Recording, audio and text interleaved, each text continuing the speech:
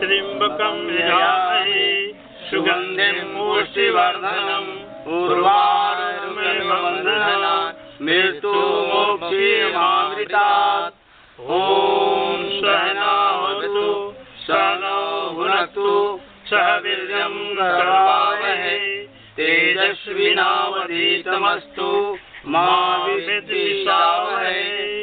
ॐ असतो मा सद्गमय तमसो मा ज्योतिर्गमय मृत्युर्मामृतं गमय। ॐ शान्ति शान्ति शान्ति। ओम। आप सभी दिव्यात्माओं को आज के इस बैसाखी पर्व पर बहुत बहुत शुभकामनाएं है। आज इस विराट कार्यक्रम में जो खास करके किसानों के लिए, खास करके जो हमारे गाँव में भाई रहते हैं, उनको कैसे हम लोग विष मुक्त खेती से, कैसे उन्हें हम रासायनिक खेती से हटा करके और जैविक खेती से कैसे उन्हें जोड़ें, तो इसी पर आज परिचर्चा के लिए हम लोग यहाँ उपस्थित हैं। और यह कार्यक्रम पतंजलि योगपीठ हरिद्वार की तरफ से, पतंजलि परिवार भोजपुर की तरफ से, यहाँ पांचों संगठन के लोग यहाँ उपस्थित हैं और विशेष करके यहाँ किसान सेवा समिति भोजपुर और पतंजलि योग सेवा समिति भोजपुर के जिला प्रभारी हमारे बीच में उपस्थित हैं।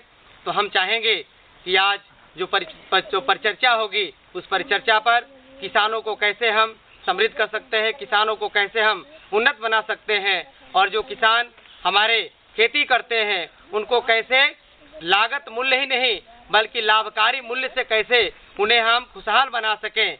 तो हम चाहेंगे कि आज के जो कार्यक्रम में हमारे मुख्य अतिथि के रूप में यहाँ पर बैठे हैं आदरणीय जिला के प्रभारी सुरेंद्र कुमार चौरसिया जी। हम चाहेंगे कि किसानों को और योग प्राणायाम के माध्यम से कैसे स्वस्थ बनाएं और विषमुक्त खेती से कैसे इन्हें हम समृद्ध बनाएं। तो परिचर्चा की शुरुआत हम चाहेंगे कि आदरणीय सुरेंद्र कुमार चौरसिया जी करेंगे। ओम। पतंजलि योग समिति भोजपुर की तरफ से,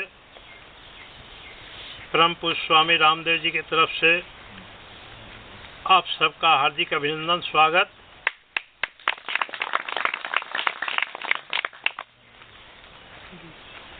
आज का दिन किसानों का दिन है,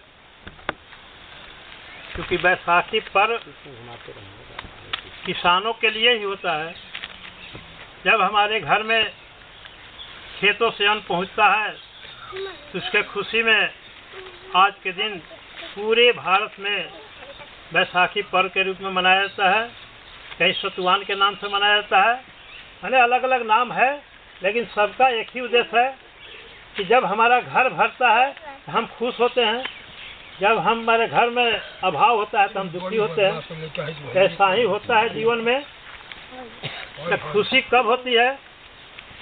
जब हमारा घर भरा रहता है, हमारा पेट भरा रहता है, हमारा तन ढका रहता है, तो खुशी होती है। और इसमें कमी होती है तो हमें कहीं ना कहीं पीड़ा होती है। तो हम लोग क्या करें इस बैसाखी पर्व पर? जो हम लोग यहाँ एकत्रित हुए हैं, हम लोग का उद्देश्य क्या? कुछ तो होगा।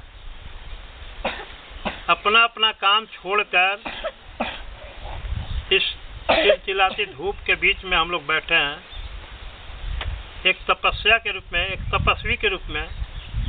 ऐसे भी किसान तपस्वी से कम नहीं होते हैं, उनके लिए धूप, पानी, गर्मी कोई अंतर नहीं पड़ता, वो हमेशा खेत में अपना काम करते हैं। तो आज़ादी के बाद 70 साल हो चुके, लेकिन किसान का हाल बुरा हाल है। जो होना चाहिए वो नहीं हुआ। अभी अपने पूरे भारत में, खासकर बिहार में, रोज पेपर में पढ़ते हैं चंपारण सत्याग्रह। सब लोग जानते हैं चंपारण सत्याग्रह कौन था, क्या था? गांधी जी अफ्रीका के बाद पहली बार कोई आंदोलन शुरू किए थे तो बिहार के चंपारण से। और वो भी किसके लिए किए थे? किसानों के लिए किए थे। तो किसानों के लिए गांधी जी सबसे पहले भारत में अंग्रेजों के खिलाफ नहीं किए थे। किसानों के ऊपर जो जुल्म हो रहा था, उस जुल्म से मुक्ति दिलाने के लिए चंपारण सत्याग्रह गांधी जी शुरू किए थे, आज 100 साल पूरे हो गए हैं। हमारे बड़े बड़े नेता जश्न मना रहे हैं, गांधी का नाम लेकर गुणगान कर रहे हैं और क्या कहते हैं कि गांधी के विचार मान लीजिए तो सब कुछ हो जाएगा, लेकिन खुद नहीं कहते हैं कि हम आज से गांधी का विचार मानेंगे। तो भाइयों, विचार दूसरों के लिए हम देते हैं, अपने लिए नहीं देते हैं, यही दुख की बात है। उपदेशक दूसरों के लिए होते हैं, अपने लिए नहीं होते हैं। गांधी ऐसा नहीं करते थे, जो काम उनको करना होता था खुद करते थे और उनके पीछे लोग चल के काम करते थे।